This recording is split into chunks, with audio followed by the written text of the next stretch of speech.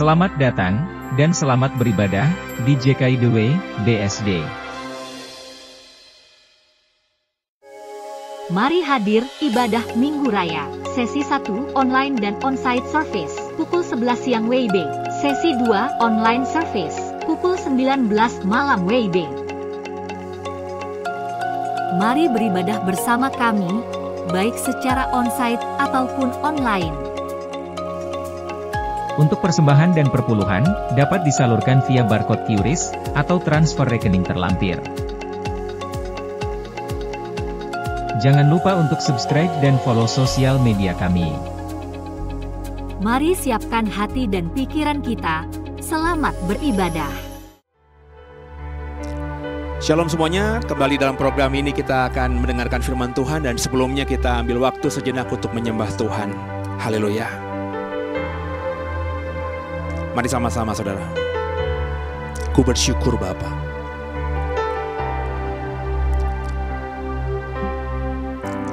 Banyak yang kau perbuat di dalam hidupku,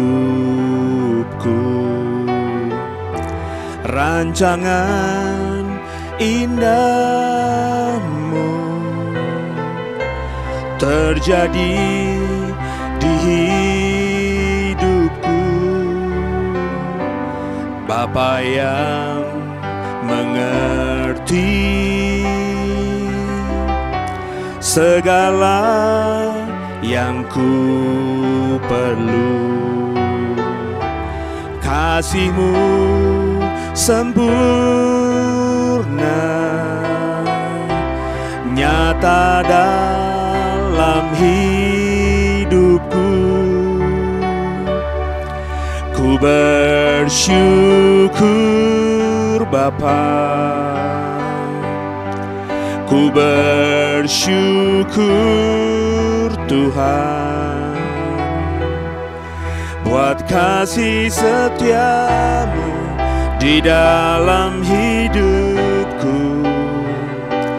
Ku bersyukur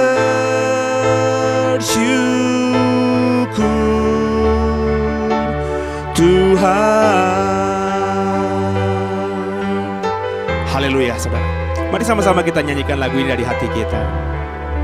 Kita bersyukur sama Tuhan.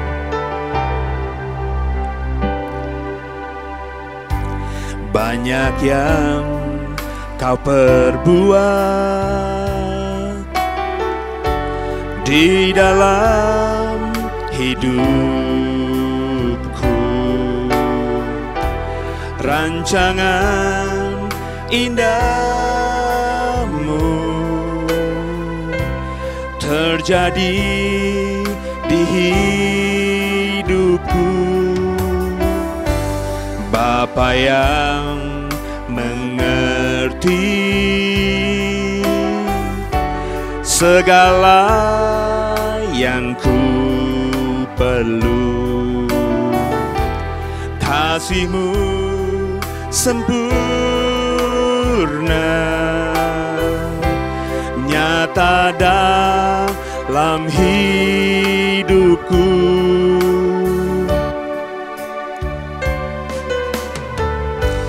Banyak yang kau perbuat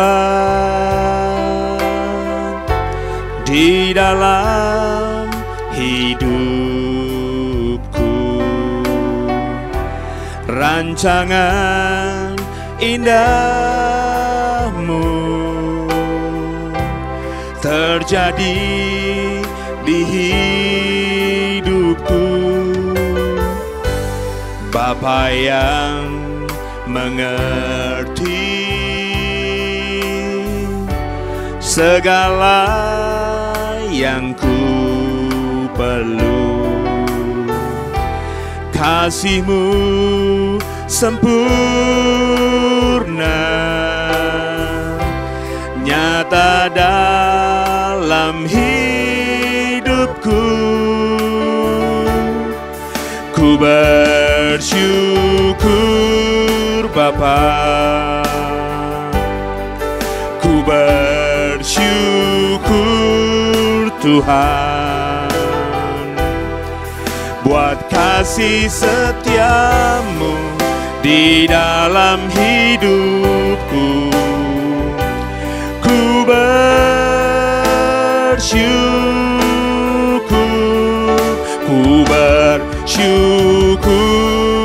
Bapa. Ku bersyukur Tuhan buat kasih setiamu di dalam hidupku. Ku bersyukur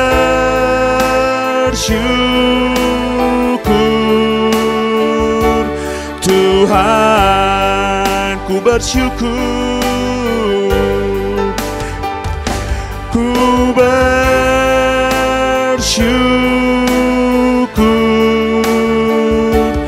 Tuhan.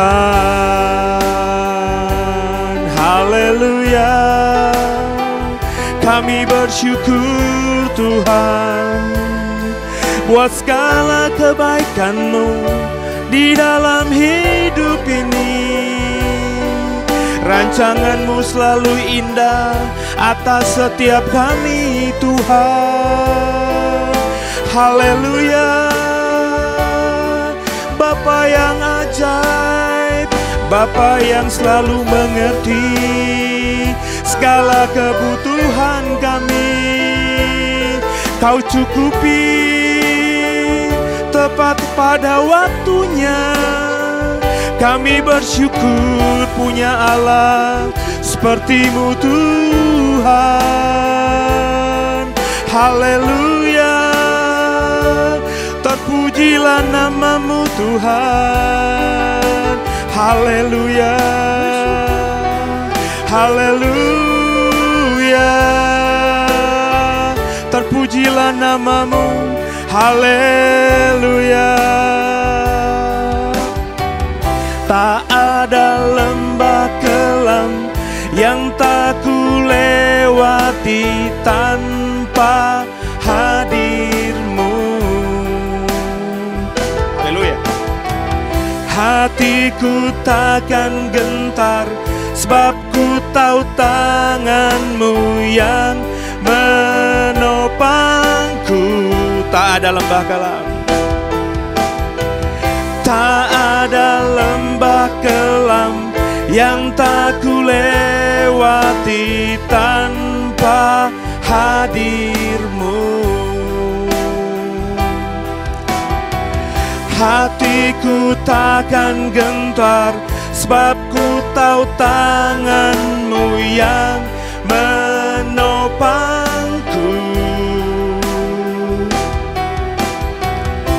Kaulah Yesus, Kaulah Tuhan, hanya Kau ku percaya. Kaulah Yesus, Kaulah Tuhan, harapan hidupku. Haleluya. Ku bersyukur Bapa, ku bersyukur Tuhan buat kasih setiamu di dalam hidupku. Ku bersyukur,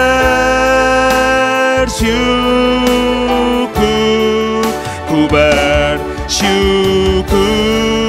Bapa, ku bersyukur Tuhan buat kasih setiamu di dalam hidupku. Ku bersyukur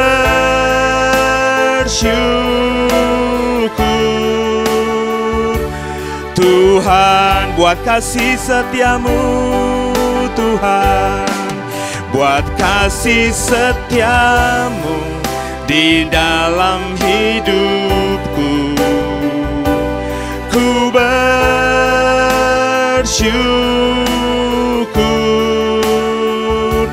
Tuhan.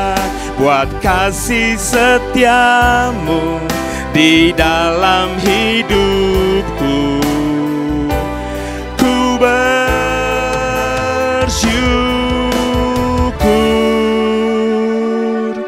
Tuhan. Haleluya, semoga diberkati. Tuhan semua berkati saudara. Shalom semuanya, selamat Paskah. Dan dalam ibadah Minggu Paskah malam ini, saya mengajak kita untuk siapkan hati kita. Kita akan dengarkan firman Tuhan, kita sudah memuji, menyembah Tuhan. Dan saat ini kita masuk dalam doa. Satukan hati kita doa. Bapak yang baik, terima kasih buat Paskah kali ini. Kami bersyukur, kami bisa merayakan kebangkitan Yesus Kristus dari kematian, mengalahkan maut. Saat ini Bapak, kami mau mendengarkan perkataan firman-Mu, ajar kami kebenaran-Mu, dan biarlah setiap kami yang merenungkan dan mendengarkan firman-Mu ini bisa dimampukan Roh Kudus untuk bisa mengerti, memahami, sehingga kami bisa mengekspresikan iman kami ke depannya jauh lebih baik lagi. Jangan satupun kami yang Kau lalui, dan kami mau alaskan ibadah kami ini dalam satu nama yang di atas segalanya, nama Yesus Kristus, yang sudah mengajar kami berdoa. Bapa kami yang di surga, dikuduskanlah nama-Mu, datanglah kerajaan-Mu, jadilah kehendak-Mu di bumi seperti di surga. Berikanlah kepada kami pada hari ini makanan kami yang secukupnya, dan ampunilah akan kesalahan kami seperti kami juga mengampuni orang yang bersalah kepada kami. Dan janganlah membawa kami ke dalam pencobaan, tapi lepaskanlah kami daripada yang jahat, karena Engkau-lah yang mempunyai kerajaan, dan kuasa, dan kemuliaan, sampai selama-lamanya. Haleluya. Amin. Mari Bapak Ibu, kita siapkan hati kita akan renungkan kebenaran Paskah pada malam hari ini. Kita akan masuk pada seri ke-9, ya, tapi karena ini berkaitan dengan Paskah, maka ayatnya tidak saya seperti yang lalu-lalu di ibadah Minggu malam, saya berusaha kronologis dari perkataan pertama Yesus di usia 12 tahun dan seterusnya. Tapi karena ini momen Paskah, seperti momen Jumat Agung kemarin, saya coba mengajar atau mengeksposisi perkataan Yesus sesuai dengan momennya, saudara ya. Dan di seri ke-9 ini, dari seri khotbah perkataan dan pengajaran Tuhan Yesus, saya mau mengekspos kalimat di dalam Matius 28 ayat 9, yakni salam bagimu.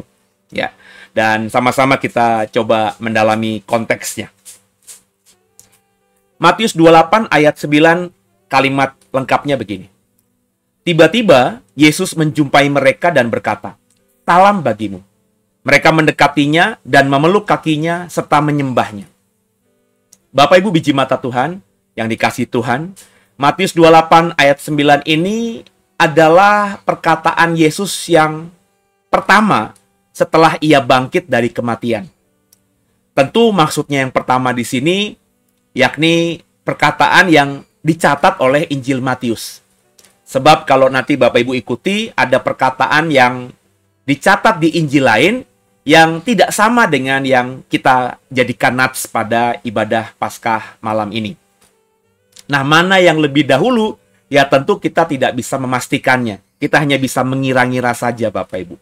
Karena Matius tentu punya perspektif sendiri kenapa inilah perkataan Yesus yang pertama, sedangkan di Injil lain si penulis tentu punya perspektif sendiri kenapa perkataan itu yang dicatat sebagai perkataan pertama setelah Yesus bangkit dari kematian. Nah, kata salam bagimu Bapak Ibu, itu diterjemahkan dari kata Yunani kairete, yang menurut Kamus Strong nomor 5463, itu berarti to be cheerful. Dalam beberapa terjemahan Inggris, diterjemahkan menjadi greetings atau salam. Sedangkan kairete, to be cheerful ini dalam terjemahan Inggris yang lainnya, kalau tidak salah King James, itu diterjemahkan dengan rejoice. Kalau tidak salah juga New American Standard Bible juga menerjemahkan kairete ke dalam terjemahan Inggris mereka menjadi rejoice. Kalau NIV dan beberapa Alkitab terjemahan Inggris lainnya menerjemahkan greeting. Mungkin LAI memahami agak dalam perspektif yang sama dengan NIV, yakni salam bagimu. Ya. Tapi kalau kita mau memahami dan mau mengerti juga bahwa bisa saja diterjemahkan menjadi rejoice atau sesuai dengan asli arti katanya yakni to be cheerful, maka kalimat yang bisa saja ya diterjemahkan ke dalam bahasa Indonesia sesuai dengan tadi patokan-patokan tadi. Yesus berkata, bersukacitalah. Ya. Jadi kalau itu yang kita mau terjemahkan ya ke dalam bahasa Indonesia, yakni rejoice tadi atau to be cheerful tadi, sesuai dengan arti kata dari kairete dalam bahasa Yunani, maka kalimat Matius 28 ayat 9 berkata demikian. Tiba-tiba Yesus menjumpai mereka dan berkata, bersukacitalah, rejoice, gitu ya. Mereka mendekatinya, memeluk kakinya dan menyembahnya. Ini menarik ya saudara, karena inilah perkataan Yesus yang pertama kali setelah dia bangkit dari kematian, di mana diucapkan kepada murid-murid perempuannya, nanti kita akan coba dalami ya, yang datang ke kubur masih dalam situasi duka cita. Karena satu hari sebelumnya, karena ini kan hari pertama setelah Sabat, yakni hari Minggu, hari Sabat mereka tidak boleh kemana-mana, dan Yesus mati diperkirakan hari Jumat. Bapak Ibu tentu nanti berpikir, kok hari Jumat, Sabtu, Minggu sudah bangkit, itu kan belum 3 hari seperti apa yang disampaikan oleh Yesus menghubungkan dengan Yunus begitu ya, di dalam perut ikan. Ya kalau kita ngomongin pakai waktu sekarang, waktu yang kita jadikan waktu internasional, ya, waktu yang sudah dipakai oleh seluruh dunia, yakni satu hari itu 24 jam, dan dimulai pergantian hari itu di pukul 00.01, yakni setiap malam. Ya. Tapi kalau dalam budaya Yahudi tidak. Yesus dikatakan mati hari Jumat. Ya, jam 3. Ya. Terus jam 6-nya, 3 jam setelah Yesus mati itu sudah Sabat. 6 sore hari Jumat sampai dengan 6 sore hari Sabtu ya. Hari Sabat itu ya, itu sudah 2 hari berarti. Dan Yesus bangkit di hari pertama setelah Sabat. Itu bisa jadi sekitar jam 8 malam hari Sabtu ya, atau bisa juga sampai pagi ya. Misalnya jam 4 pagi, jam 3 pagi di hari, kalau hari sekarangnya tuh hari Minggunya gitu ya. Nah, ini berarti sudah 3 hari ya, sudah melewati 3. Meskipun tidak 3 kali 24 jam. Yang 24 jamnya itu cuma di hari Sabatnya doang, dari jam 6 sore di hari Jumat ya, sampai dengan 6 sore di hari Sabtu, hari Sabat itu 24 jam.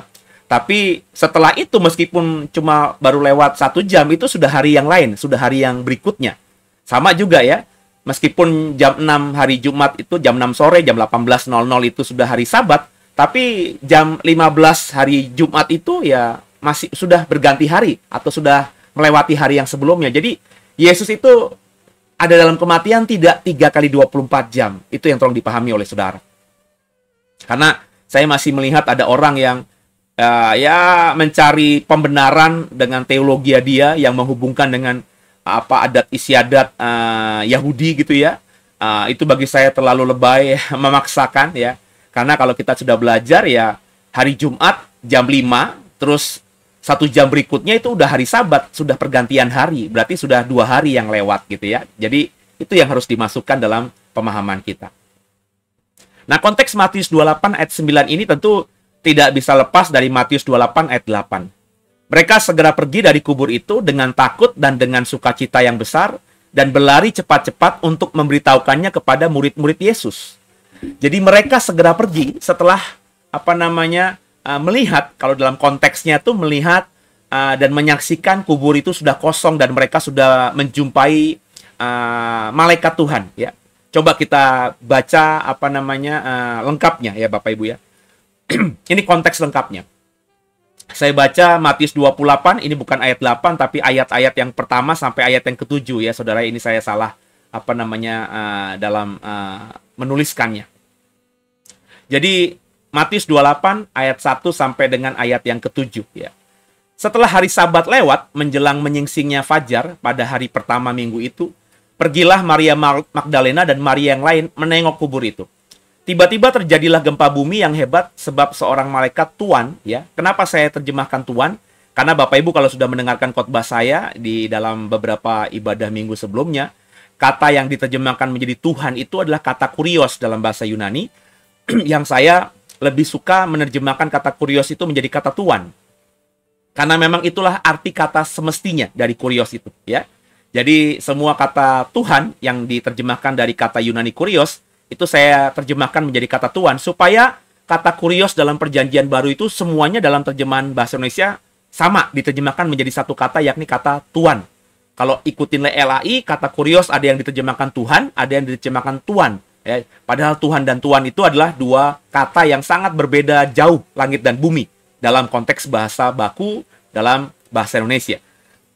Jadi terjadilah gempa bumi yang hebat, lalu sebab seorang malaikat Tuhan, Tuhan di sini tentu merujuk pada Yehova. Yehova itu kan Tuhan kita juga, kita adalah hambanya.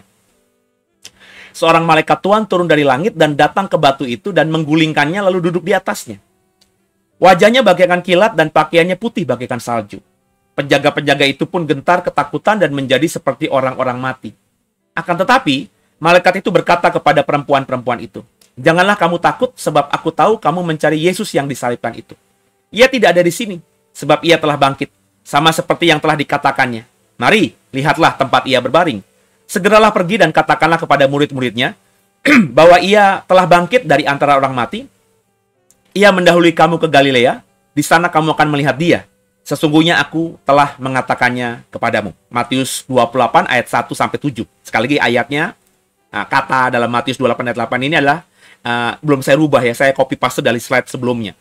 Tapi seluruh ayat bacaan ini ada di Matius 28 ayat 1-7. Sekedar informasi, saya mengutipnya pakai terjemahan bahasa terjemahan baru 2 yang diterbitkan oleh LAI. Cuma saya merubah kata kurios menjadi kata tuan ya. Jadi konteksnya seperti ini. Jadi ada Maria, perempuan-perempuan, Maria Magdalena salah satunya, itu yang datang ke kubur Yesus dan terjadi gempa bumi di saat yang bersamaan. Ternyata itu turunnya malaikat Tuhan, malaikat Yehova ya, dari langit dan datang ke batu itu, menggulingkannya dan duduk di atasnya. Kedatangan malaikat dengan cara seperti itu, dengan gempa bumi, membuat penjaga-penjaga yang memang menjaga kubur Yesus itu menjadi seperti orang-orang mati, Alkitab katakan tadi. Tapi malaikat itu bicara kepada perempuan-perempuan itu bahwa Yesus yang disalibkan itu nggak ada di sini karena ia sudah bangkit, dan malaikat itu meminta murid-murid, yakni perempuan-perempuan itu, memberitakan kepada murid-murid Yesus yang lainnya. Ya, seperti Petrus, Yohanes, Andreas, dan seterusnya. Karena yang datang ke sini adalah murid-murid perempuan. Ya, inilah konteksnya, Bapak Ibu. Di tengah konteks ini, kalau kita baca tadi Matius 28 ayat 8, kita coba mundur lagi ya. Itu mereka kemudian segera pergi dari kubur itu, ya. Setelah melihat malaikat dan setelah dapat informasi bahwa Yesus sudah bangkit dari malaikat itu, mereka juga menyaksikan gempa bumi dan kilat yang membuat penjaga-penjaga itu seperti mati, ya, seperti orang mati. Maka habis diperintahkan malaikat untuk memberitakan kepada murid-murid Yesus yang lainnya, mereka cepat-cepat lari dengan rasa takut dan sukacita yang bersatu, yang jadi satu, yang berkecamuk. Jadi ini perasaan gado-gado. Ya, takut iya karena gempa bumi yang mereka saksikan, kemudian juga ada kilat dan juga penampakan malaikat Tuhan, ya. Malaikat Tuhan, malaikat Yehova, ya. Tentu mereka takut, tapi juga sukacita karena dapat kabar Yesus yang mereka baru lewati masa dukanya karena mereka menyaksikan Yesus mati, ternyata sudah bangkit. Dan mereka lari cepat-cepat untuk memberitakannya kepada murid-murid Yesus yang lain. Nah, siapakah mereka ini? Mereka yang salah satunya tadi Maria Magdalena, atau yang saya sebutkan di sejak awal adalah murid-murid perempuan Yesus. Siapa dengan mereka? Ini menarik juga untuk diselidiki, Bapak Ibu. Ya. Sebab faktanya bahwa murid-murid perempuan inilah yang menjadi saksi pertama dari kebangkitan Yesus. Agak ironis memang, yang disebut murid-murid itu selalu laki-laki, ya, yakni rasul-rasul terutama Petrus, Yohanes, Andreas, dan seterusnya. Tapi yang Tuhan izinkan untuk menjadi saksi pertama dari kebangkitan Yesus, anaknya yang sudah mati di atas kayu salib untuk menebus dosa. Bapak Ibu kalau misalnya mau memahami lebih lengkap lagi, bisa ikuti khotbah saya di hari Jumat Agung, baik ibadah yang Jumat jam 11 maupun ibadah yang online jam 7 malam ya, hari Jumat. Sebab khotbah saya di Jumat Agung dengan khotbah saya di Paskah ini tentu saling berkaitan karena momentumnya sama ya. Cuma selisih kurang lebih 3 hari, tapi bukan 3 kali 24 jam seperti yang saya jelaskan sebelumnya. Nah, aneh gitu ya, ironis gitu ya, yang menjadi saksi adalah murid-murid perempuan. Nah, siapakah mereka saja? Siapakah mereka ini maksud saya? Ya. Sebab memang kita jujur tidak terlalu menganggap hebat mereka. Entah kenapa gereja selalu agak mengabaikan yang namanya murid perempuan. Dengan fakta ini bahwa murid perempuan yang diberikan izin oleh Yehova untuk menjadi saksi pertama dari kebangkitan anak sulungnya ini membuktikan bahwa Tuhan, Yehova, bisa memberikan kepada siapa saja yang dia mau beri.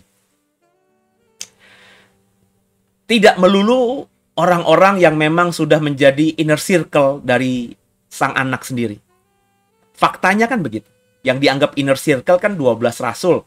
Minus Yudas Iskariot yang sudah mati, ya berarti tinggal 11 rasul.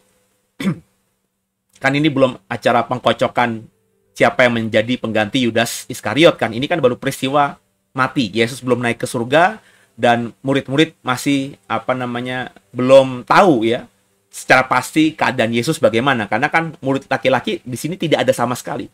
Cerita ini cerita fokus pada murid-murid perempuan yang salah satu namanya sudah disebutkan tadi dalam Injil Matius adalah Maria Magdalena. Coba kita dalami Bapak Ibu ya. Siapakah mereka ini? Siapakah perempuan-perempuan yang jadi murid Yesus yang agak diabaikan oleh gereja, tapi ternyata Tuhan berikan kesempatan untuk menjadi saksi yang pertama kali menyaksikan kebangkitan sang anak. Ya, luar biasa ya, perempuan. Makanya saya tidak pernah berpikiran negatif terhadap kaum wanita atau perempuan. Ya. Sebab ya tadi cerita seperti ini sebenarnya sudah membuat kita mestinya sadar bahwa Tuhan bisa memakai siapa saja. Laki-laki dipakai Tuhan ya memang dalam konteks budaya saat Alkitab ya, di zaman Alkitab ya paternalistiknya kuat, laki-lakinya kuat. Jadi laki-laki dipakai Tuhan itu hal yang biasa. Tapi tidak seperti budaya paternalistik di mana perempuan itu warga kelas 2 atau kelas 3. Tapi di mata Yehova perempuan juga bisa menjadi warga kelas 1. Jadi sebaiknya kita orang percaya tidak lagi menyekat-nyekatkan mana orang yang kelas 1 laki-laki atau perempuan, mana warga kelas 1 orang kaya atau orang miskin. Di mata Tuhan, Tuhan bisa pakai siapa saja. Matius 28 ayat 1 mengatakan demikian. Setelah hari Sabat lewat, menjelang menyingsingnya fajar pada hari pertama minggu itu, pergilah Maria Magdalena dan Maria yang lain menengok kubur itu. Kalau versi Matius, sepertinya cuma ada 2 orang. Yakni Maria Magdalena dan Maria yang lain, Bapak Ibu. Ada 2 orang ya. Tapi saya selalu mengatakan kalau kita mau mendalami sebuah pemahaman dari kitab Injil kan ada 4. Ada Injil sinopsis yang melihat dengan kacamata sama, yakni Matius, Markus, Lukas. Ada Injil Yohanes yang sama-sama Injil, menceritakan soal Yesus dan murid-murid yang memberitakan kabar baik, tapi dalam perspektif kacamata yang berbeda. Ya. Nah, kita nggak bisa cuma mendasari pemahaman kita dari misalnya salah satu Injil, dalam hal ini Matius 28 ayat 1 saja. Kemudian Bapak Ibu berkata bahwa perempuan-perempuan yang menjadi saksi pertama itu adalah Maria Magdalena dan Maria yang lain. Cuma 2 orang, saudara. Bayangin, cuma 2 orang. Bapak Ibu nggak bisa ngomong begitu. Kenapa nggak bisa ngomong begitu? Karena kalau kita lihat Injil yang lain menceritakan hal yang sama, tapi berbeda. Nah, apa maksudnya sama dan berbeda? Kita baca Lukas 24 ayat 10. Perempuan-perempuan itu ialah Maria Magdalena, sama seperti Matius 28 ayat 1 tadi, Yohana, dan Maria ibu Yakobus. Perempuan-perempuan lain juga yang bersama-sama dengan mereka memberitahukannya kepada rasul-rasul. Wah, kalau di Injil Lukas, itu bukan cuma Maria Magdalena dan Maria yang lain, tapi rupanya banyak sekali. Mungkin ya tidak sebanyak yang kita pikirkan, misalnya 100 begitu ya, tapi jelas lebih dari 3 orang. Yang disebutkan 3 oleh Lukas 24 ayat 10. Maria Magdalena, seperti Matius 28 disebutkan Maria Magdalena. Terus ada Yohana yang tidak disebutkan di Matius 28, tapi ada Maria ibu Yakobus. Mungkin ini yang disebut oleh Matius sebagai Maria yang lain. Nah, Bapak Ibu ya.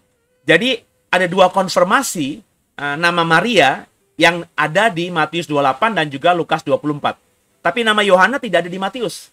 Dan di Lukas juga bukan cuma 3 orang ini, tapi kalimat berikutnya perempuan-perempuan lain juga yang bersama-sama dengan mereka memberitahukannya kepada rasul-rasul. Ada perempuan-perempuan lain juga. Berarti kan di luar Maria Magdalena, di luar Yohana, di luar Maria ibu Yakobus, Ada beberapa lainnya. Beberapanya kita tidak bisa sebutkan, tapi kalau kita lihat bentuknya jamak, lebih dari satu, bisa dua, bisa tiga, mungkin bisa lima.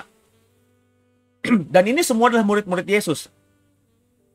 Orang yang mencintai Yesus, karena nggak masuk akal, pagi-pagi buta, mereka sudah ke kubur untuk merempah-rempahi mayat, ya, mayat orang. Ya, kalau tidak ada hubungan batin, tidak ada hubungan kedekatan, apa urgensinya mereka mau merempah-rempahi mayat orang mati? Mereka mau merempah-rempahi mayat Yesus karena mereka punya kedekatan emosional dengan Yesus. Makanya saya percaya kalau kita melihat tadi konteks Injil Matius, malaikat itu kan berkata, Yesus akan mendahului kamu ke Galilea.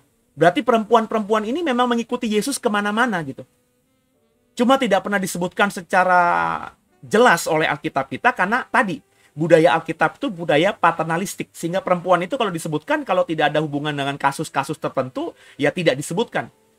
Tapi kita tidak bisa menganggap perempuan-perempuan yang ada di Matius dan Lukas ini tidak bersama dengan 12 rasul. Itu mereka pasti ada di situ.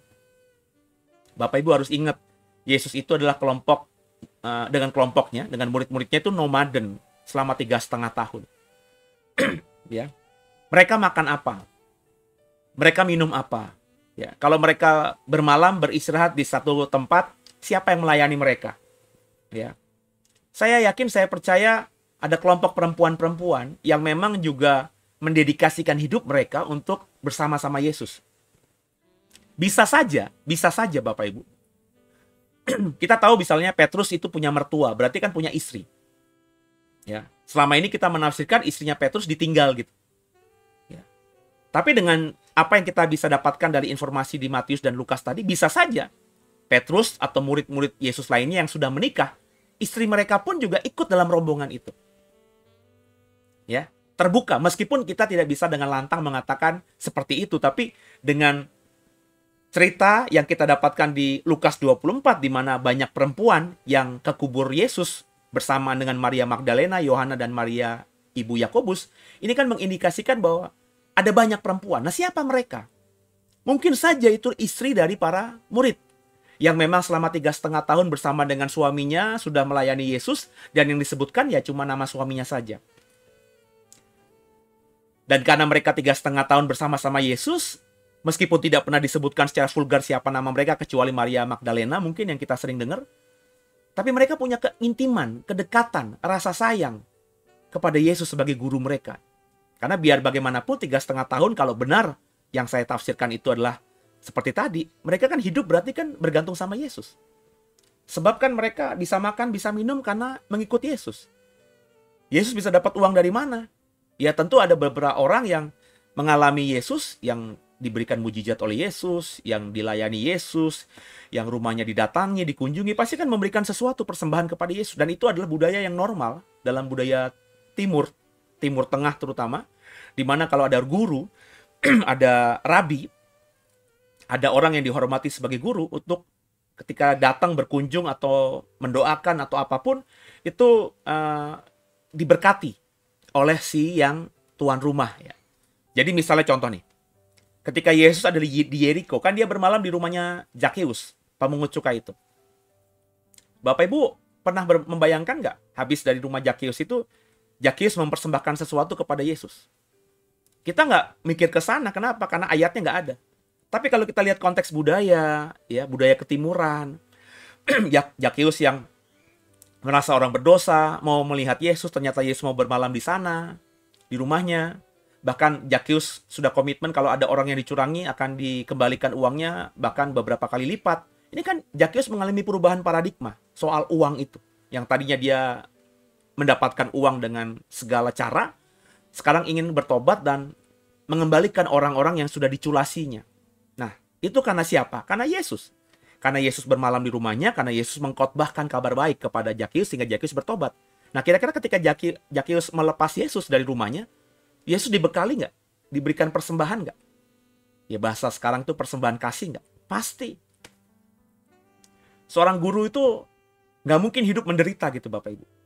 Maka mengatakan Yesus itu miskin ketika melayani Bapaknya 3,5 tahun, murid-murid itu kayak menggelandang, itu tidak tepat. Yudas Iskariot itu memegang perbendaharaan Yesus. Bendahara. Berarti ada uang yang dipegang. Ya. Dengan dia berkata, wah, minyak narwastu itu kepada Maria, ya, yang mengurapi Yesus, itu lebih baik dijual, ya, harganya bisa mahal. Itu berarti dia memang memegang uang yang bukan jumlahnya sedikit, sehingga dia merasa kalau itu dipersembahkan kepada Yesus dan Yesus menitipkan uangnya itu kepada Yudas sebagai bendahara, Yudas bisa bermain di situ. Jadi perempuan-perempuan ini bisa banyak, saudara. Sangat banyak bisa kita tafsirkan siapa saja. Meskipun sekali lagi, karena teksnya tidak mengatakan dengan vulgar, ya kita hanya cuma bisa membatin gitu ya. Tapi imajinasi kita tidak boleh dibatasi ya dengan pemahaman-pemahaman atau perkiraan-perkiraan. Sehingga kalau kita bermain dengan imajinasi, dengan akal, dengan hikmat dari Tuhan, maka Alkitab menjadi hidup. Coba kita sekarang baca Markus 16 ayat 1, cerita yang sama. Setelah lewat Sabat, Maria Magdalena dan Maria ibu Yakobus serta Salome membeli rempah-rempah untuk pergi ke kubur dan meminyaki Yesus. Maria Magdalena disebutkan juga sama seperti dalam Lukas. Maria ibu Yakobus juga disebutkan sama seperti Lukas. Kalau di Matius tadi Maria yang lain. Tapi Yohana tidak disebutkan. Perempuan-perempuan yang lain tidak disebutkan. Dalam Markus disebutkan perempuan ketiga adalah Salome. Apakah Salome itu nama lain dari Yohana? Kita juga tidak bisa memastikan. Alkitab tidak mengatakan dengan jelas. Meskipun gereja ada yang menafsirkan bahwa Yohana itu ya nama lainnya Salome.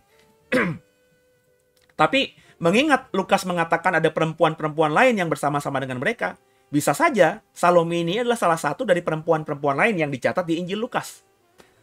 Berarti kalau begitu, sudah ada 4 perempuan yang disebutkan namanya. Benar ya Bapak Ibu ya? Maria Magdalena, Maria ibu Yakobus, Yohana, dan Salome. Dan tentu bukan cuma 4, karena dalam Lukas tadi dikatakan ada perempuan-perempuan lain juga.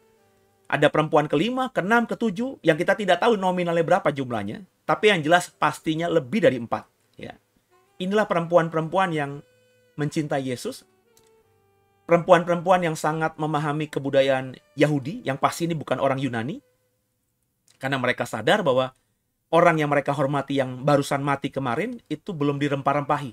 Dan itu aib bagi orang yang mencintai seseorang yang mati tanpa memberikan penghormatan terakhir dengan merempah-rempahi.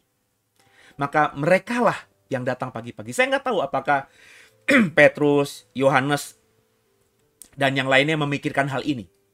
Ya. Tapi saya agak ragu ya dengan memahami teks-teks lain di mana mereka itu ketakutan mengunci pintu dan lain sebagainya.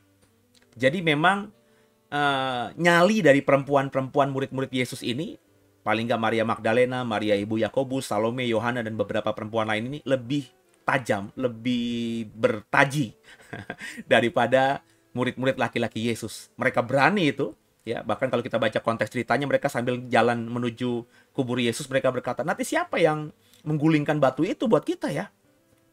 Jadi mereka kayaknya emosional aja gitu ya, karena cintanya mau merempah-rempahi, tapi di jalan mereka bertanya-tanya, nanti siapa yang menggulingkan itu ya? Udah nanti mungkin kita sogok aja tuh prajurit-prajurit untuk menggulingkan sebentar, ya supaya kita bisa rempah-rempahi nanti, ya supaya ditutup lagi lah, bisa lah, gue bawa duit lah. Mungkin salah satu perempuan itu yang, yang ke kubur itu punya uang gitu ya, untuk nyogok, dan nyogok itu hal yang biasa kan. Imam besar aja disogok sama Yudas Iskariot gitu kan ya. Dengan menjual informasi ya, terus dibalik lagi dibayar juga si Yudas dengan beberapa keping uang perak. Jadi sogok menyogok itu dalam konteks dunia di zaman Alkitab sudah hal yang biasa. Jadi mungkin itu dipikirkan oleh perempuan-perempuan ini. Nah, jadi siapakah yang dimaksud dengan mereka? Paling sedikit 3 orang wanita. Kalau Yohana dan Salome dianggap satu. Tapi kalau Yohana dan Salome dianggap orang berbeda, berarti paling sedikit 4 orang. Ya. Kalau kita baca Yohanes 20:1, pada hari pertama minggu itu, pagi-pagi benar ketika hari masih gelap, pergilah Maria Magdalena ke kubur itu. Dan ia melihat bahwa batu penutupnya telah diambil dari kubur. Nah, perhatikan. Di Injil Yohanes, bukan Injil sinopsis, yang disebutkan cuma satu, Maria Magdalena. Ya. Saya nggak mau mendalami kenapa Yohanes hanya mencatat Maria Magdalena. Yohanes tidak mencatat misalnya Maria ibu Yakobus, Yohana, Salome, dan beberapa perempuan lain. Saya tidak mau fokus ke sana karena memang itu susah kita perkirakan. Apakah Yohanes itu ketika dapat kabarnya dari Maria Magdalena, Dan Yohanes itu ketika menjenguk kubur Yesus juga nggak lama kemudian dia lihat Maria Magdalena di sana. Sehingga di memorinya Yohanes Pembaptis, di memorinya Yohanes, murid Yesus ini, yang ada di kubur itu yang memberitakan pertama kali adalah Maria Magdalena. Atau mungkin saja Maria Magdalena itu begitu setelah Yesus naik ke surga ya, menjadi seorang tanda kutip murid Yesus, atau mungkin juga bisa menjadi rasul gitu ya. Meskipun tidak disebutkan Alkitab, dalam artian rasul itu melayani Tuhan dengan luar biasa, menjadi pekabar Injil yang luar biasa. Sehingga di zaman Yohanes nulis Injil ini kan, Yohanes nulis Injil Yohanes ini kan paling akhir Bapak Ibu. Ya, ada yang memperkirakan sekitar tahun 70, tahun 80 gitu ya. Mungkin saja yang diingat Yohanes ya si Maria Magdalena. Kenapa? Karena nama Maria Magdalena itu masih berkibar gitu di gereja abad pertama itu ya. Karena perannya yang luar biasa signifikan ya. Meskipun Alkitab tidak mengatakan apa-apa soal Maria Magdalena pasca peristiwa kenaikan Yesus ya. Tapi paling tidak kita bisa membayangkan itu. Kenapa? Karena semua 4 Injil ya, meskipun saya bilang tadi ada kemungkinan lebih dari 3 atau 4, tapi konsisten 4 penulis Injil, 4 orang yang berbeda ini mencatat nama Maria Magdalena sebagai perempuan yang menjadi saksi hidup, yang melihat dan yang bersaksi dan menyaksikan, yang pertama kali menyaksikan Yesus bangkit dari kematian. Jadi Maria Magdalena disebut dalam semua Injil, baik di Matius, di Markus, di Lukas, di Yohanes. Ini menjadi catatan Bapak Ibu. Begitu luar biasanya sosok Maria Magdalena ini. Sehingga meskipun ditulis di tahun yang berbeda, ditulis oleh orang yang berbeda, baik Matius, Markus, Lukas, Yohanes mencatat Maria Magdalena. Ya kita akhirnya bisa agak berimajinasi liar, apakah si Salome, Yohana, Maria ibu Yakobus itu di kemudian hari tidak lagi terlalu aktif dalam pelayanan. Kita bisa saja itu. Sehingga akhirnya mereka oleh Yohanes terutama tidak diingat lagi sebagai perempuan yang memang menjadi saksi hidup. Karena kan Yohanes menulisnya peristiwanya ini ketika dia nulis Yohanes sudah lewat dari kebangkitan itu 30-40 tahun ya. Seperti sekarang saya untuk mengingat lagi teman-teman SD, teman-teman SMP saya satu persatu ya tidak ingat lagi, kecuali yang memang berkesan sama saya. Ya. Saya belum beberapa tahun yang lalu, sudah cukup lama tapi belum sampai 10 tahun yang lalu tuh janjian sama teman-teman TK dan teman-teman SD, Bapak Ibu. Bayangin itu sudah sekitar ya hampir 35-40 tahun yang lalu gitu ya. Terus ketika ketemu meskipun sudah ada di grup WhatsApp ya, namanya ini, tapi saya tuh ketika bertemu itu kesulitan gitu ya. Siapa sih lo gitu loh ya. Tapi mereka mungkin tidak terlalu kesulitan memandang saya karena memang saya di TK dan SD itu termasuk menonjol karena selalu jadi ketua kelas, dan karena saya orang Indonesia, orang Jawa, agak hitam sedikit kulitnya gitu ya dibandingkan mereka yang keturunan Tionghoa agak kuning-kuning, dan saya selalu jadi ketua kelas gitu ya. Sehingga mungkin mereka jadi ingat. Tapi kalau saya kan susah gitu ya mengingat gitu ya. Ya tahu gitu, kecuali yang deket banget kayak sahabat saya punya teman deket dari TK sama SD namanya Samuel. Ada juga yang saya kenal deket namanya Anthony, Anton juga, Samsul juga ya, Hari ya. Tapi yang lain-lainnya itu ya kalau ditegesin mungkin saya baru ingat, tapi kalau enggak saya ngeblank. Jadi kalau saya disuruh cerita tentang zaman TK dan zaman SD yang sudah lewat 30-40 tahun, mungkin yang saya sebutkan ya orang-orang yang dekat dengan saya di zaman itu yang saya masih ingat di kepala. Jadi tolong dimaklumkan ya. Ini bukan berarti penulis kitab Injil itu nulis berbeda-beda kemudian berarti ada yang palsu.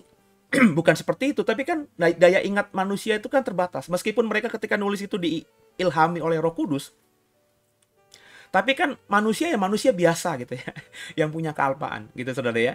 Jadi yang pastinya Maria Magdalena disebutkan oleh semua Injil, berarti sekarang ini coba kita fokus. Mau fokus kepada apa yang diceritakan Alkitab tentang Maria Magdalena yang disaksikan menjadi satu-satunya wanita yang disebutkan oleh keempat Injil menjadi saksi dari kebangkitan Yesus yang pertama kali. Coba kita kembali ke natsnya, Matius 28 ayat 9. Tiba-tiba Yesus menjumpai mereka dan berkata, "Salam bagimu," yang saya bilang tadi ya, kairete, yang bisa berarti greeting atau salam, atau juga rejoice, bersukacitalah. Ya, saya lebih suka rejoice itu ya, bersukacitalah. Mereka mendekatinya dan memeluk kakinya serta menyembahnya. Coba kita fokus pada kata salam bagimu. Dalam rasa duka yang mendalam. Ya. Karena perempuan-perempuan ini kan ke kubur ingin merempah-rempah Yesus dalam masa duka cita. Jadi kalau dalam budaya timur itu kan duka cita bukan cuma ketika mati dan dikubur, tapi ada beberapa hari. Ingat ya Bapak Ibu ya, dalam budaya Jawa aja itu masih kental tuh. Orang Kristen yang masih kental dengan budaya Jawanya itu ada ibadah tuh. Ibadah 3 hari, ibadah 7 hari, ibadah 40 hari, ibadah 100 hari, ibadah 1000 hari. Begitu juga orang Jawa yang kepercayaan lain itu biasanya ada tahlilan atau apalah namanya gitu ya. Orang Kristen juga ada. Saya pernah senyum-senyum sendiri karena diundang untuk melayani ibadah penghiburan 1000 tahun meninggalnya si Oma. Jadi kayak apa aja teman, karena ya memang diundang gitu ya, dan saya juga tidak masalah dengan hal itu ya. Ya saya akhirnya mengajar gitu. Di orang Kristen nggak ada tuh sebenarnya 1000 hari, cuman karena memang apa dibuat ya, kita coba buat untuk mengingat Oma dan juga mengajarkan apa kata Alkitab tentang orang yang sudah mati dan bagaimana kita merespon kematian orang-orang yang kita cintai gitu ya. Jadi saya fokusnya ke sana, bukan 1000 harinya. Bukan 1000 hari itu si rohnya Oma masih di sekitar rumah. Enggak, saya nggak percaya hal-hal seperti itu. Meskipun banyak orang yang bercerita seperti itu. Jadi gini, jadi kita harus punya prinsip apa kata Alkitab. Jadi kalau Alkitab tidak berkata apa-apa, meskipun ada kemungkinan masuk akalnya, ya cuma dalam area masuk akal aja. Tidak bisa jadikan area mengajar. Jadi kalau ada pendeta ngajar, orang mati itu kalau hari ketiga itu masih di rumah, hari ke-7 sudah di halaman, di hari ke-40 sudah muter-muter tuh di sekitar RT dan RW. Ini sesuatu yang sangat tidak alkitabiah ya. Meskipun mungkin kalau dijelaskan panjang lebar ya agak masuk akal kita, tapi kita tidak bisa ajarkan sebagai sebuah kebenaran. Saya selalu sebagai hamba Tuhan mengajarkan hanya apa yang Alkitab katakan. Kalau Alkitab nggak mengatakan, ya sudah tidak. Makanya ketika saya meyakini itu, meskipun orang lain tidak sependapat dengan saya, ya saya tetap ajarkan apa yang Alkitab katakan. Nggak peduli dengan orang. Dan Bapak Ibu bisa lihat khotbah saya soal Tritunggal di jam 11. Pengajaran saya kan menentang pemahaman umum gereja. Dan saya nggak peduli soal hal itu. Selama saya meyakini apa yang saya ajarkan benar, dan yang saya ajarkan adalah apa yang teks Alkitab katakan. Ya. Jadi dalam rasa duka yang mendalam yang dirasakan para murid wanita Yesus, Yesus ingin mereka kairete, ingin mereka rejoice, ingin mereka bersuka cita. Maka kalimat Yesus yang pertama kali keluar dari mulut Yesus ketika dia sudah bangkit dan menjumpai murid-murid perempuannya adalah bersukacitalah, kairete, rejoice, greetings, salam bagimu. Ini sikap yang harus diekspresikan setiap murid Yesus ketika menghadapi keadaan duka karena ditinggal mati orang yang dikasihi. Itu kenapa ketika misalnya tahun lalu ibu saya meninggal, saya menaruhkan ini juga. Saya nggak boleh sedih, nggak boleh berduka kayak orang yang tidak punya pengharapan. Sebab ibu saya mati itu mestinya saya bersuka cita karena dia sudah bersama dengan Tuhan, ya, dengan Tuhan, dengan Yehova, dengan Yesus tentunya juga. Ya. Wahyu 14 ayat 13. Kemudian aku mendengar suara dari surga berkata, tuliskan, berbahagialah orang yang mati dalam Tuhan, dalam kurios, sejak sekarang ini. Sungguh kata Roh, supaya mereka boleh beristirahat dari jerih lelah mereka, karena segala perbuatan mereka menyertai mereka. Jadi apa yang bisa kita tangkap pertama kali ketika murid-murid ini datang ke kubur Yesus ingin merempah-rempahi mayat Yesus, mereka berpikir Yesus masih mati. Tapi ketika Yesus yang sudah bangkit menjumpai mereka, perkataan pertama Yesus kepada mereka adalah bersukacitalah. Artinya apa yang lo rasakan selama perjalanan dari rumah menuju ke kubur ini, ya berpikir aku ini sudah mati, dengan duka cita yang mendalam, bisa saja mereka terseduh sedan, menangis juga, meneteskan air mata, ya. Ini sesuatu yang tidak baik, ya. Meskipun aku kau cintai, ya bersukacitalah, ya. Karena tadi ya, kalau kita hubungkan dengan Wahyu 14 tadi, orang yang mati dan matinya dalam Tuhan, dalam Allah, ya, mati dalam iman yang benar, itu orang yang mati ini bersuka cita. Jadi perspektif bahwa orang yang mati itu mengalami kematian, mengalami maut, mengalami kegelapan, itu harus disingkirkan dari kepala kita. Itu yang saya kerjakan beberapa bulan lalu ketika saya tahu bahwa ibu saya ini nggak lama. Saya udah ngomong sama istri, sudah ngomong sama beberapa saudara dekat bahwa ibu kayaknya nggak lama nih. Ya. Nah, feeling gitu, feeling anak ke orang tua itu pasti ada. Meskipun ketika saya ucapkan ya ibu saya masih, meskipun kondisinya sudah drop, tapi masih bisa diajak ngobrol, masih bisa ketawa, ya, masih berusaha untuk dia bertahan dalam hidupnya gitu ya. Tapi saya sudah punya merasa, ya, roh saya sudah mengatakan ibu nggak lama. Nggak lamanya berapa lama saya nggak tahu, tapi perasaan saya ada. Nah itu sejak saat itu saya merasa, saya tanamkan tuh, saya harus bersuka cita, saya harus bergembira ketika ibu saya pergi. Makanya sambil saya menunggu waktunya ibu saya pergi, waktunya Tuhan ya, saya terus ngomong tuh, ibu doa, saya doain ibu saya tumbangi tangan, saya cium dia, kupingnya, saya bilang, ibu harus pegang Tuhan Yesus terus ya, percaya sama Yesus ya, Yesus kasih yang terbaik ya bu ya. Ketika ibu saya mulai nggak sadar, saya terus ngomong tuh, ya, bu kalau lihat Yesus pegang ya, pegang tangan Yesus, jangan lepaskan ya. Terus saya bilang, Mas Eno nggak kenapa-napa, nanti jaga Dodo, adik saya namanya Dodo, saya jaga semuanya ya, ipar saya, keponakan saya, anak-anak saya, cucu-cucumu akan kujaga gitu ya.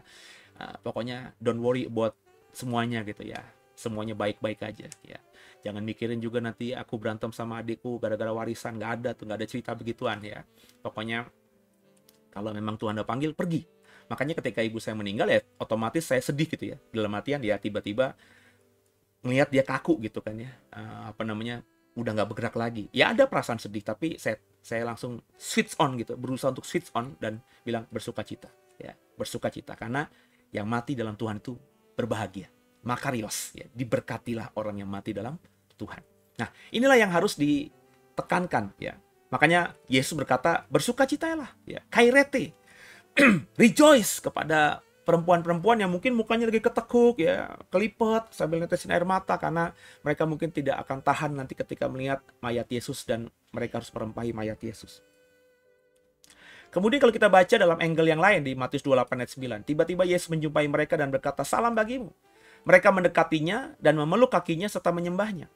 Nah, ayat ini Matius 28 ayat 9 ini di mana dikatakan bahwa perempuan-perempuan itu mendekatinya, memeluk kakinya, ini tidak ditemukan di Injil sinopsis lainnya, baik itu Injil Markus maupun Injil Lukas.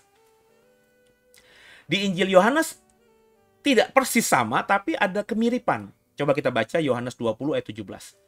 Kata Yesus kepadanya, "Janganlah engkau memegang aku terus, sebab aku belum naik kepada Bapa, tapi pergilah kepada saudara-saudaraku, dan katakanlah kepada mereka bahwa sekarang aku akan pergi kepada Bapakku dan Bapamu, kepada Allahku dan Allahmu."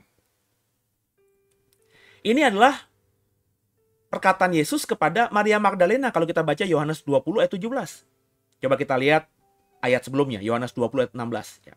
Kata Yesus kepadanya, "Maria." Maria berpaling dan berkata kepadanya dalam bahasa Ibrani, "Rabuni," artinya guru. Nah inilah Maria Magdalena. Sebab meskipun Yesus mengatakan Maria, tapi kalau kita baca teks seterusnya itu ngomong soal Maria Magdalena. Bukan Maria yang lain, bukan Maria ibu Yakobus, tapi Maria Magdalena. Ya. Nah, coba perhatikan kalimat yang saya kasih warna merah tadi. Di Matius dikatakan mereka mendekatinya dan memeluk kakinya. Memeluk kakinya itu nggak ada. Kalimat memeluk kakinya, mendekatinya di Injil lain termasuk Yohanes nggak ada. Tapi dalam Injil Yohanes dikatakan bahwa Maria itu memegang Yesus terus. Ya, tentu kalau kita hubungkan dengan konteks Matius 28 ayat 9, Maria artinya memegang atau memeluk kaki Yesus terus. Dan Yesus berkata kepada Maria Magdalena, "Jangan engkau memegang aku terus." Ya. Menarik ya saudara ya. Yesus bilang, "Jangan pegang aku terus. Jangan pegang dan peluk kakiku terus." Ya. Sebab aku belum naik kepada Bapa. Kemudian Yesus kasih perintah, "Pergi kepada saudara-saudaraku dan katakan kepada mereka bahwa sekarang aku akan pergi kepada Bapakku dan Bapamu, kepada Allahku dan Allahmu." Jadi meskipun tidak ada di Injil lain, tapi apa yang dicatat Matius 28 ayat 9 sama Yohanes 20 ayat 17 itu kan ada, ya masih masuk akal, ada ketemu benang merah. Meskipun kalimatnya nggak mirip, tapi kita bisa mengerti bahwa memeluk kaki Yesus yang dilakukan oleh perempuan-perempuan di Matius 28 ini, ternyata oleh Yohanes dicatat bahwa Maria Magdalena lah yang memegang Yesus terus. Tentu memegangnya dalam konteks ketimuran, nggak mungkin kan memegang artian memeluk Yesus karena kan bukan muhrim gitu ya saudara ya. Dan juga dicatat di dalam Matius 28 itu memeluk kakinya, berarti kita bisa hubungkan bahwa Maria Magdalena itu memegang kaki Yesus terus-menerus ketika ia sadar bahwa yang dijumpainya adalah Yesus yang sudah bangkit. Nah, versi Maria Magdalena. Ya. Makanya saya bilang tadi, untuk bisa mengerti, memahami kata salam bagimu, ya karena itu tidak bisa kita temukan di tempat lain gitu ya. Maka coba kita, nggak ada tuh kalimat salam bagimu di Injil Markus, di Injil Lukas, di Injil Yohanes, itu nggak ada. Cuma eksklusif ada di Matius yang ke-28 tadi gitu ya. Jadi kita coba menghubungkan di Injil lain lewat ayat-ayat yang dekat, ayat-ayat yang bicara tentang konteks peristiwa yang sama. Nah, dari semua Injil tadi, perempuan yang disebutkan di semua 4 Injil menjadi saksi pertama kebangkitan Yesus adalah Maria Magdalena. Makanya kita coba fokus kepada Maria Magdalena. Kita coba baca di Yohanes 20 ayat 11-13. Demikian firman Tuhan. Tapi Maria berdiri di luar kubur itu dan menangis. Sambil menangis ia menyenguk ke dalam kubur itu, dan tampaklah olehnya 2 orang malaikat berpakaian putih, yang seorang duduk di sebelah kepala dan yang lain di sebelah kaki di tempat mayat Yesus terbaring sebelumnya.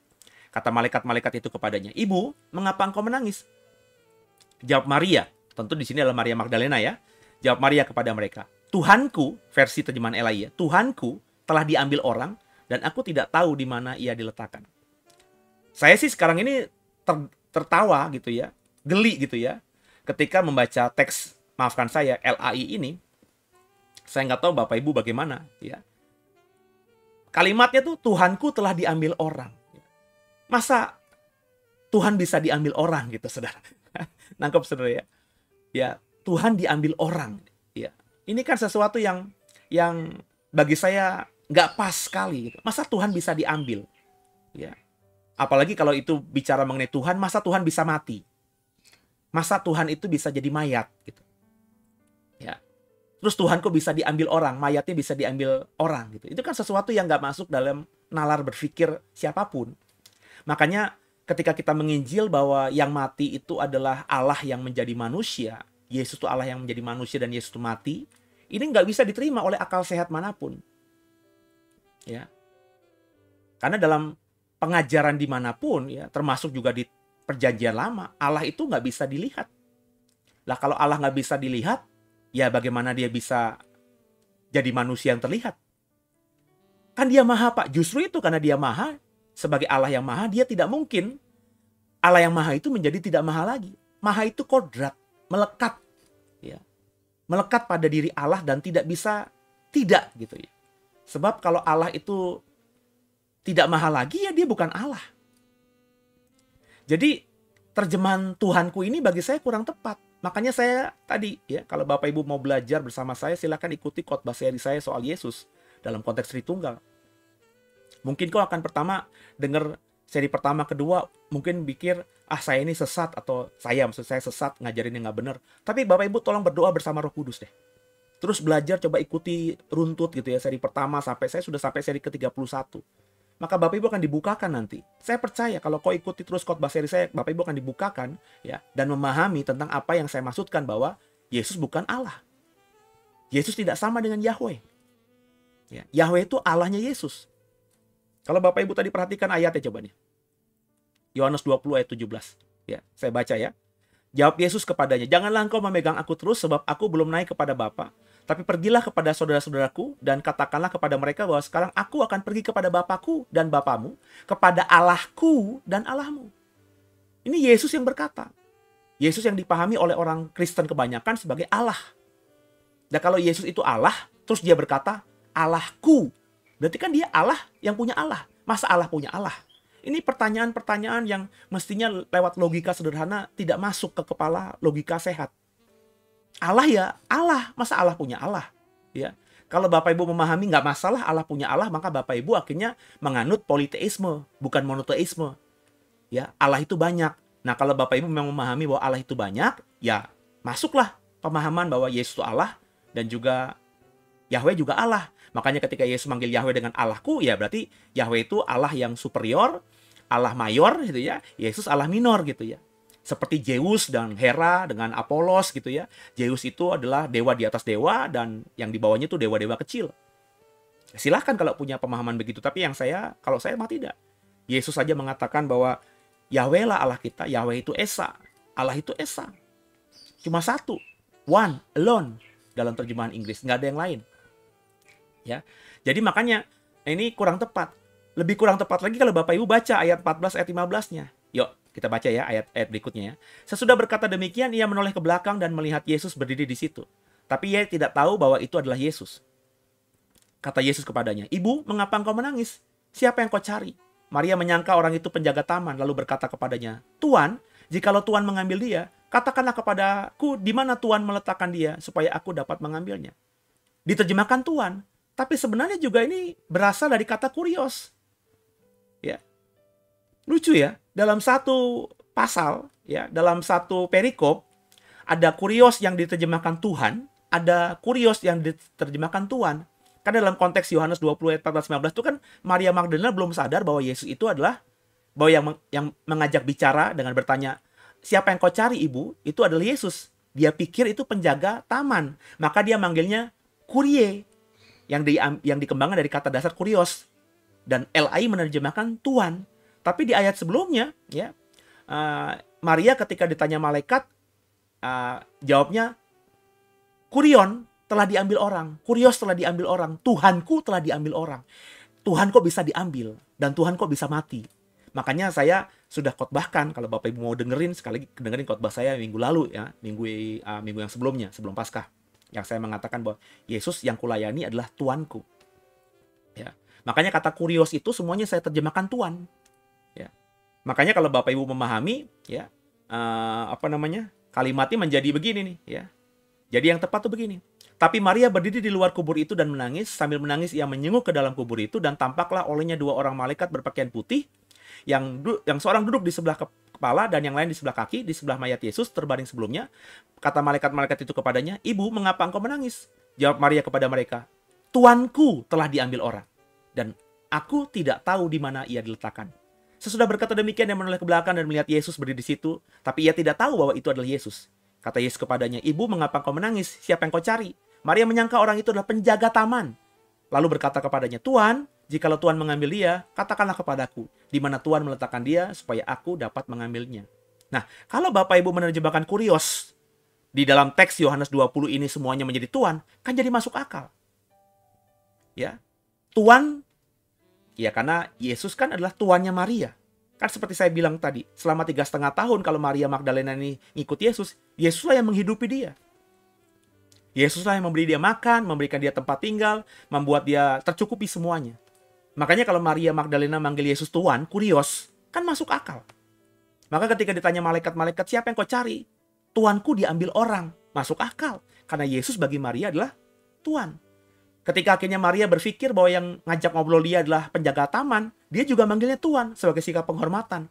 Ya, "Tuhan, jika Tuhan mengambil dia yang dikubur itu, ya, katakan kepadaku, ya, di mana Tuhan letakkan dia." Karena kan Maria Magdalena tahu bahwa kubur itu kan bukan kuburnya Yesus. Ya. Itu mungkin Maria berpikir kubur itu ya cuma dititipkan doang lah, diberikan doang lah sementara. Ya, karena Yesus kan harus dikuburkan menjelang Sabat. Jadi ya ada kubur kosong ya dititipkan di situ. Mungkin Maria Magdalena berpikir ya si yang punya rumah mungkin memindahkan mayat Yesus karena itu kan kubur keluarganya dia yang masih baru, Alkitab katakan. Di mana kau letakkan? Maka Maria Magdalena memanggil si penjaga yang ternyata Yesus itu, penjaga taman itu dengan panggilan Tuan, "Di mana kau letakkan dia?" Nah, coba orang-orang masih susah gitu memahami pengajaran saya bahwa kurios itu Tuan. Tapi kalau kita letakkan dalam konteks ayat ini, kan menjadi lebih masuk akal, Bapak Ibu. Nah, kata Yesus kepada Maria, Maria berpaling dan berkata kepadanya dalam bahasa Ibrani, ayat selanjutnya, Rabuni, artinya guru. Ya. Kata Yesus kepadanya, Maria. Maria berpaling dan berkata kepadanya dalam bahasa Ibrani, Rabuni, artinya guru. Jadi ketika Maria akhirnya sadar bahwa yang diajak bicara dan mengajak bicara dia itu bukan penjaga taman, yang dia pikir mungkin memindahkan mayat Yesus, ya. Ketika Yesus berkata Maria dengan nada yang nadanya Yesus gitu ya, Maria langsung mengatakan Rabuni, artinya guru. Nah, ketika Maria sadar bahwa yang bicara padanya adalah Yesus, maka ia memanggil Yesus dengan guru. Ya. Mengapa tidak Tuhan? Kan lebih cenglir Tuhan. Lebih rohani Tuhan. Kenapa justru dia memanggil Yesus dengan panggilan Rabuni yang artinya guru? Karena memang bagi Maria, Yesus itu bukan Tuhan seperti yang dipahami oleh kita. Karena kata Tuhan yang kita pahami di Alkitab kita itu di Perjanjian Baru diterjemahkan dari kata Yunani kurios, yang artinya apa? Tuan. Jadi ketika Maria Magdalena dan murid-murid lain tuh manggil Yesus dengan kurios, itu artinya Tuan. Dan memang bagi Maria, Yesus adalah Tuhan dan Guru sesuai dengan arti kurios yang sebenarnya. Kenapa bukan Tuhan, saudara? Coba kita lihat, cek kata Tuhan dalam Kamus Besar Bahasa Indonesia. Tuhan itu artinya sesuatu yang diyakini, dipuja, disembah oleh manusia sebagai yang maha kuasa, maha perkasa, dan seterusnya, dan sebagainya. Tuhan itu identik dengan Allah, sama dengan Allah, Sang Pencipta, Sang Maha. Lalu kalau Maria berkata, Tuhanku diambil orang, Allah yang menciptakan langit dan bumi diambil orang, Allah yang maha itu diambil orang, masuk akal nggak kira-kira? Itu makanya saya selalu berkata, sudah berkata berkali-kali dalam konteks hampir beberapa bulan saya berkhotbah soal Tritunggal ini, bahwa Yesus itu adalah kurios. Ya, kurios itu Tuhan, bukan Tuhan. Nah, konteks yang masuk akal itu ya ayat ini tadi. Ya. Nangkep ya Bapak Ibu ya. Jadi, semoga Bapak Ibu mengikuti khotbah saya secara paralel gitu ya. Khotbah yang malam ini didengar, khotbah yang jam 11 juga didengar supaya Bapak Ibu bisa memahami ya, siapakah Yesus yang sebenarnya. Ya. Jadi akhirnya Bapak Ibu paling tidak nggak usah lah mempercayai saya dulu, tapi Bapak Ibu mulai mendapatkan informasi bahwa Yesus itu bukan Allah tapi anak Allah. Dan ketika kau sudah mendapatkan informasi ini, silahkan tanya sama Roh Kudus. Jangan langsung mengatakan saya sesat. Tanya sama Roh Kudus, doa sama Roh Kudus. Terus dengarkan khotbah saya, ya kalau sudah dengar Roh Kudus kan doa dong, Tuhan, kalau si Seno ngajar yang sesat, ya tolong jaga agar imanku tetap kuat. Kan begitu dong. Ya. Terus mulai tuh, ya baca ayat yang saya bukakan. Mau pakai terjemahan apapun silakan, apalagi kalau Bapak Ibu bisa menguasai bahasa asli. Lebih bagus lagi.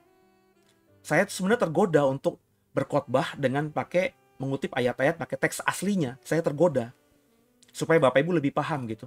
Tapi saya pikir-pikir kalau saya memakai ayat-ayat langsung semuanya pakai teks bahasa Ibrani dan bahasa Yunani, Ibu Bapak sendiri nanti akan kesulitan. Ya. Terlebih saya memahami juga meskipun saya agak berani ya sekarang ini dengan segala aplikasi dan materi-materi yang saya bisa dapatkan, teman, saya kan bukan pakar bahasa juga. Tapi kalau disuruh dipaksa, saya berani juga gitu. Ya. Tapi nggak semua orang kan bisa memahami, nanti malah dianggap, wah si sombong nih, pakai bahasa asli. Tapi ya Alkitab yang tanpa salah itu Alkitab berbahasa asli.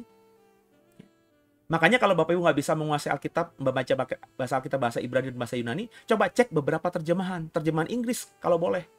Ya. Jangan terjemahan, meskipun tidak apa-apa ya, tapi saya tidak menyarankan kalau mau mendalami sebuah pemahaman yang dalam dari Alkitab, membaca terjemahan, misalnya terjemahan masa kini, terjemahan Indonesia Masa Kini, BIMK, atau terjemahan Alkitab Sehari-Hari, atau Firman Allah yang Hidup. Itu karena itu ditulis dengan bahasa Indonesia sehari-hari gitu. Jadi si penerjemahnya sudah bukan cuma menerjemahkan, tapi juga menafsirkan, karena kan menggunakan bahasa Indonesia sehari-hari kan berarti dia sudah menafsirkan. Yang benar tuh kan Alkitab kalau terjemahan itu ya terjemahan literal ya.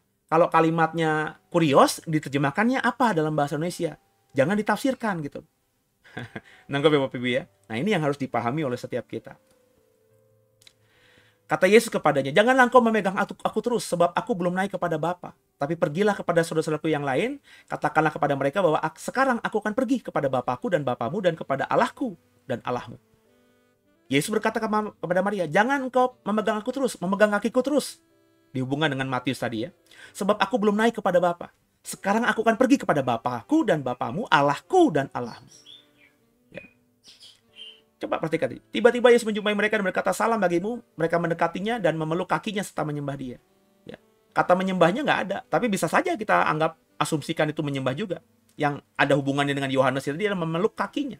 Mendekati dan memeluk kakinya. Jadi Maria Magdalena itu mendekati Yesus ketika dia sadar bahwa yang dijumpainya adalah Yesus.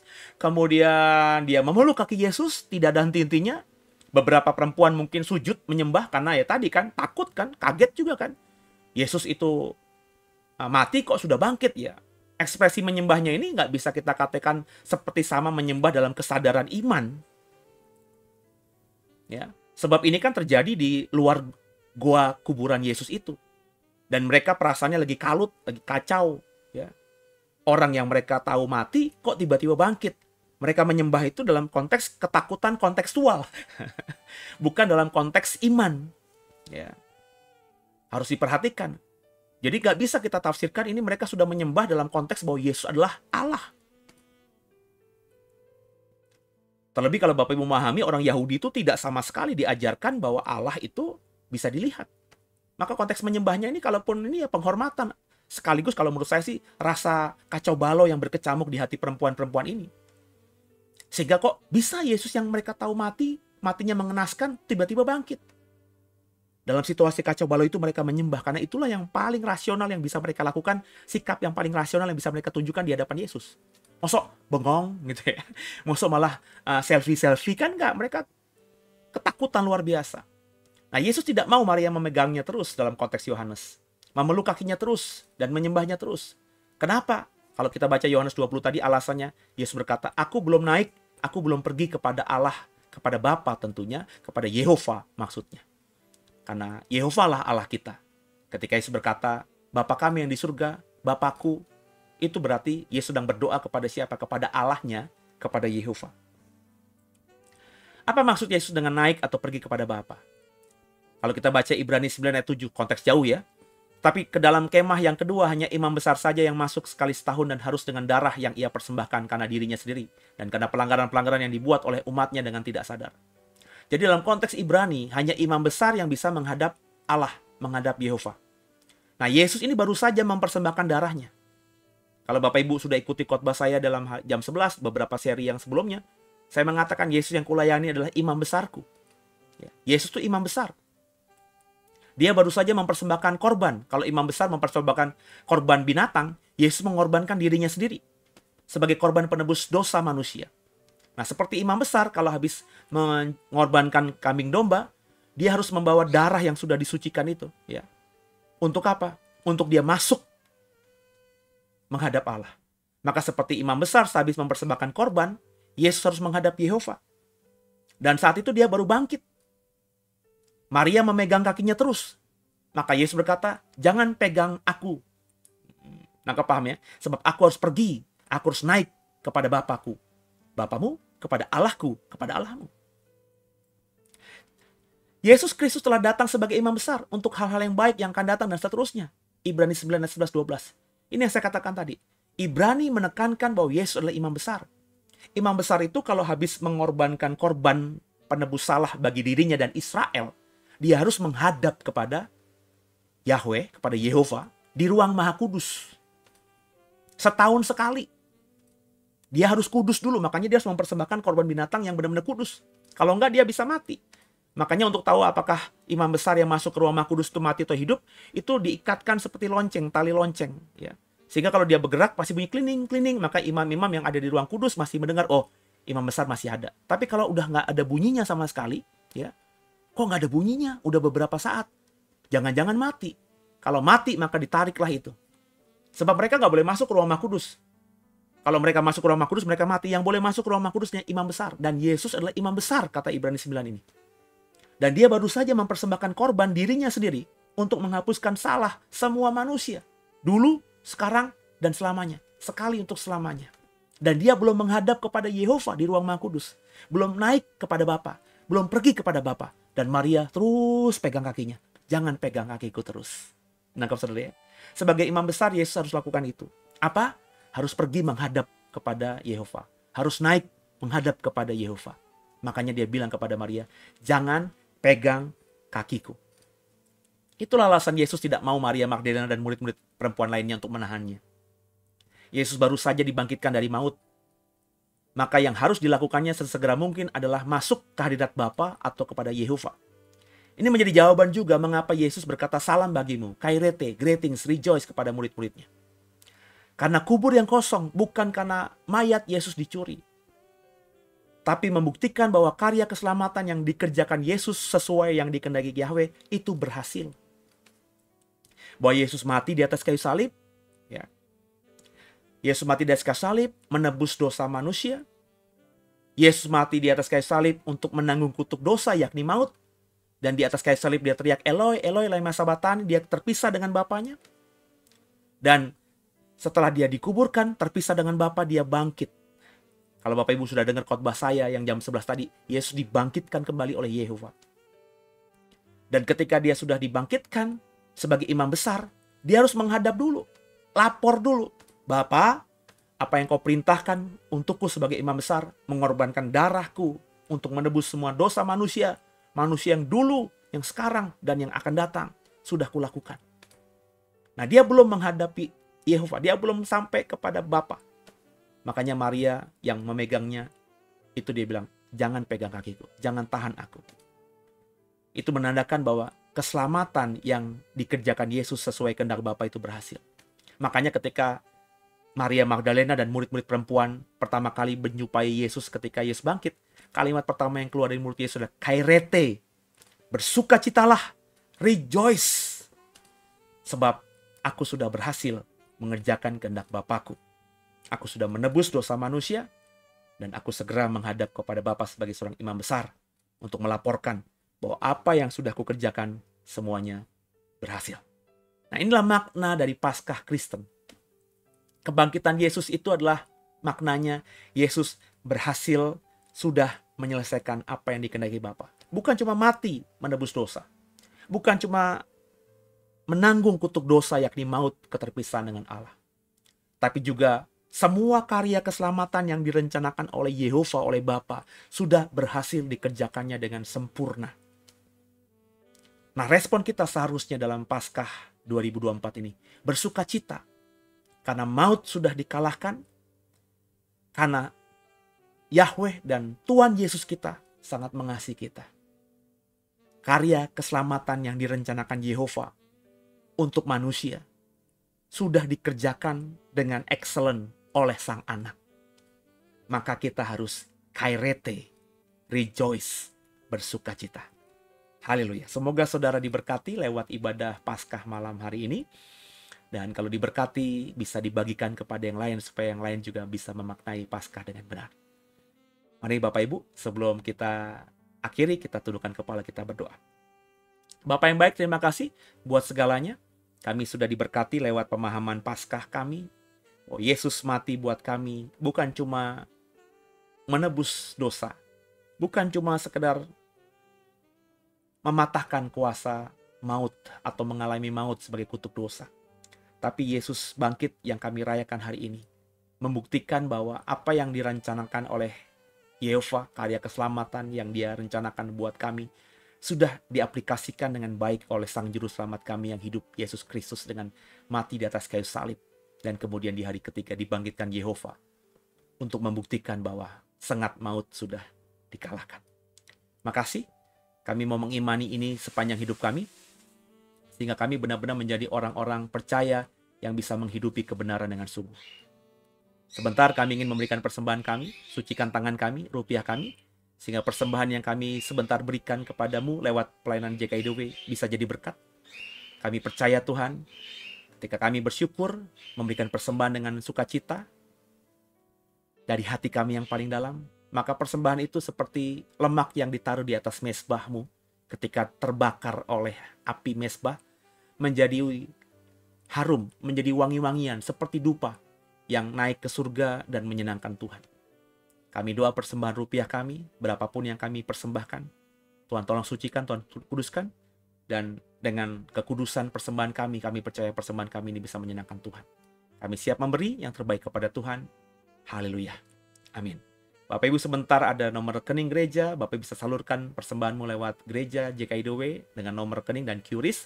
Dan apa yang kau tabur itu yang kau tuai, ukuran yang kau pakai itu akan diukurkan nanti oleh Allah kepadamu. Selamat memberi dengan sukacita. God bless you.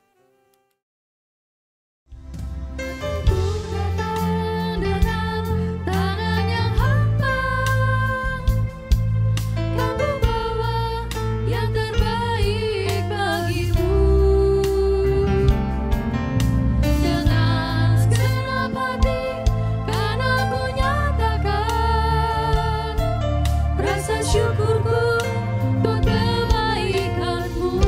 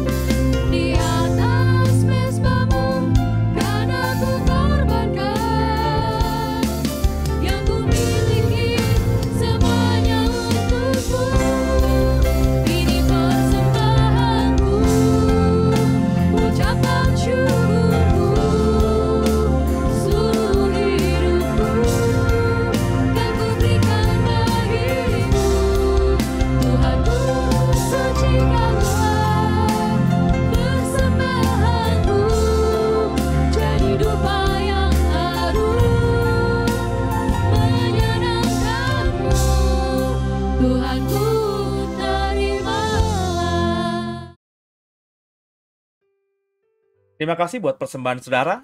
Saya percaya saudara memberi dengan sukacita dan percayalah saya akan dan gereja akan mengelola persembahan itu dengan bijaksana sehingga dengan persembahan saudara akan mendukung pelayanan JKI The Way sehingga nama Tuhan dipermuliakan dan kerajaan surga bisa diperbesar lewat pelayanan kita bersama ini. Jadi kita berkolaborasi ya Bapak Ibu ya. Kami di gereja melayani Tuhan dengan memberikan pengajaran, memberikan kebenaran, Bapak Ibu mendukung lewat apa yang Bapak Ibu bisa kerjakan lewat uang saudara, lewat persembahan saudara. Jadi apapun yang kami kerjakan itu adalah juga buah kasih saudara. Jadi sama-sama kita saling diberkati ya. Saya percaya meskipun Bapak Ibu tidak terlibat langsung, tapi karena Bapak Ibu mendukung, maka Bapak Ibu pun pasti akan diberkati Tuhan dengan berkat yang sama yang diberikannya kepada kami-kami ini yang melayani Tuhan di garis depan. Jadi sama-sama kita berkolaborasi.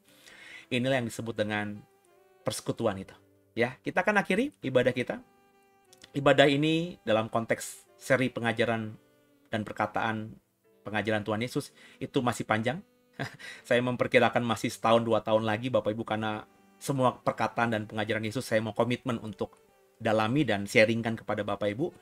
Pertama untuk memberkati saya. Sekali lagi saya belum pernah membuat khotbah semua seri perkataan Yesus. Jadi juga untuk memberkati saya. Dan selagi saya diberkati, saya nggak mau selfish, nggak mau egois, nggak mau cuma saya doang yang diberkati. Maka habis saya diberkati, saya dapatkan kebenaran, saya bagikan kepada Bapak Ibu. Ya, jadi kita sama-sama diberkati. Itu kerinduan saya. Oke, kita akan akhiri ibadah ini. Terima kasih buat kebersamaannya. Selamat Paskah kembali. Tundukkan kepala, kita doa. Bapak yang baik, terima kasih buat ibadah Paskah yang sudah kami jalani di malam hari ini. Sebentar kami akan berpisah, berkati setiap kami, tidur kami malam hari ini diberkati Tuhan, dan esok kami mau melanjutkan aktivitas kami, pekerjaan kami. Tuhan tolong kami, mampukan kami, karena kami percaya kalau kami sudah mencari dulu kerajaan Allah dan kebenarannya, semuanya akan ditambahkan dalam hidup kami. Kami percayakan hidup kami ke dalam tangan-Mu, pakai kami setiap kami, berikan kami dan keluarga kami rasa kasih yang tanpa syarat, sehingga kami suami istri saling mencintai, hanya kematian di putih rambut yang bisa pisahkan kami. Dan anak-anak juga kami diberkati luar biasa. Berkati kami para orang tua agar bisa memfasilitasi anak-anak kami bisa menggapai cita-cita mereka dalam pendidikan, dalam apapun Tuhan. Kerinduan kami, anak-anak kami semua lebih hebat daripada kami. Berkati semua gereja-Mu, agar gereja terus melayani Tuhan dengan motivasi yang benar. Hamba-hamba Tuhan mengajarkan kebenaran yang benar-benar digali mereka bersama Roh Kudus. Dan berkati The Way, dan terutama mimbar The Way, terutama hamba-Mu ini Tuhan. Sehingga benar-benar juga terus berani mengatakan kebenaran ya di atas ya, tidak di atas tidak. Dan kami percaya kalau kami berani mengatakan kebenaran, maka Tuhan akan pelihara kami. Kami tidak akan pernah kekurangan, kami akan diberkati, dan bahkan bisa jadi berkat bagi banyak orang. Sekali lagi terima kasih, berkati Indonesia, berkati dunia ini Tuhan, dan pakai kami jadi terang jadi garam bagi dunia ini, sehingga lewat hidup kami nama Tuhan dipermuliakan, karena sepanjang hidup kami bisa memberkati banyak orang, dan juga bisa mengasihi banyak orang, menjadi saksi Kristus yang terbuka. Ampuni salah dosa kami, Yesus Kristus, Kaulah Tuhan Juru Selamat kami yang hidup, ke dalam tangan-Mu lah kami serahkan tubuh jiwa roh kami. Kekasih Tuhan, arahkan hati-Mu dan terimalah berkat terbaik dari Tuhan. Seperti Abraham diberkati oleh Yehova, begitu juga dengan Ishak dan Yakub diberkati berlimpah-limpah oleh kuasa Allah Abraham, Ishak dan Yakub. Berkat yang sama kita terima dalam nama di atas segala nama, yakni nama Yesus Kristus. Kita semua jadi kepala, nggak pernah jadi ekor, naik nggak pernah turun. Yang kita pegang semuanya Tuhan membuat berhasil. Yang kita kerjakan berhasil, kaki kami semua diberkati Tuhan, sehingga tanah bumi yang kami pijak juga tanah bumi yang diberkati Tuhan. Kita semua jadi kepala, nggak pernah jadi ekor, naik nggak pernah turun. Kami semua bekerja, melayani Tuhan, dan berkat yang kami dapatkan, berkat dari sorga, sehingga kami bawa pulang, orang yang kami cinta di rumah kami bisa merasakan hidup di bumi seperti surga. Dan pulanglah, bawalah damai sejahtera dari Yehova, kasih karunia, anugerah dari Yesus Kristus, dan juga persekutuan yang manis, mesra, intim dengan Roh Kudus selalu menyertai-Mu, menyertaiku, keluargamu, keluargaku. Mulai malam di Paskah malam ini, sampai nanti Maranatha, ketika Tuhan kita, Yesus Kristus menyebut kita di awan-awan kemuliaan, dan di bawahnya kita masuk dalam kerajaan surga kekal selama-lamanya. Yang diberkati, percaya, katakan dengan iman. Amin. Haleluya, terpujilah nama Tuhan. Sampai jumpa di dalam ibadah-ibadah minggu berikutnya. Ibadah minggu pagi jam 11, saya masih melanjutkan seri terakhir tentang Tritunggal dalam konteks Kristologi.